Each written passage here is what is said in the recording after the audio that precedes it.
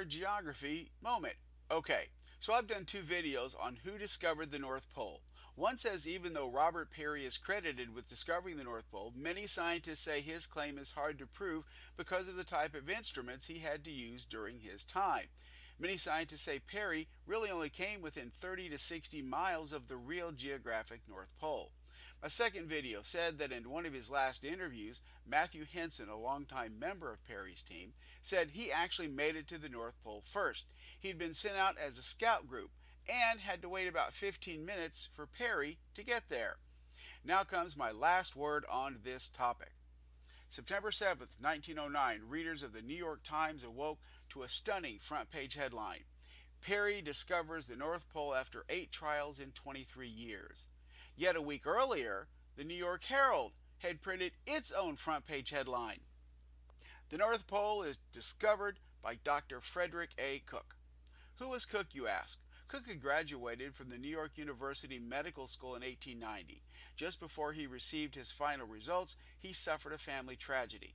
The 25-year-old doctor sought escape in articles and books on exploration, and the next year he read that Peary was seeking volunteers, including a physician, for an expedition to Greenland. Cook joined Peary's 1891 Greenland expedition.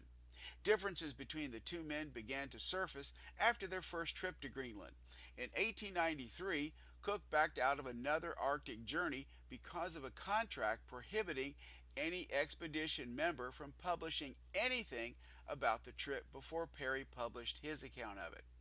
Cook wanted to publish the results of an ethnological study of Arctic natives, but Peary said it would set a bad precedent.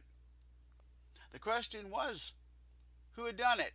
In classrooms and textbooks, Peary is long named the discoverer of the North Pole until 1988, when a re-examination of his records commissioned by the National Geographic Society, a major sponsor of his expeditions back then, concluded that Peary's evidence never proved his claim and suggested that he might have fallen short.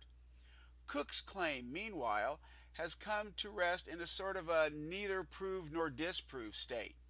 Although his descriptions of the Arctic region, made public before Peary's, were verified by later explorers. So how did Peary's claim to the North Pole trump Cook's? Mostly because Peary had National Geographic and others behind him, and too many experts just didn't believe Cook. So there, that's my last issue with this topic of who discovered the North Pole.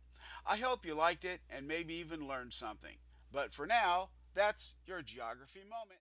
Created using Powtoon.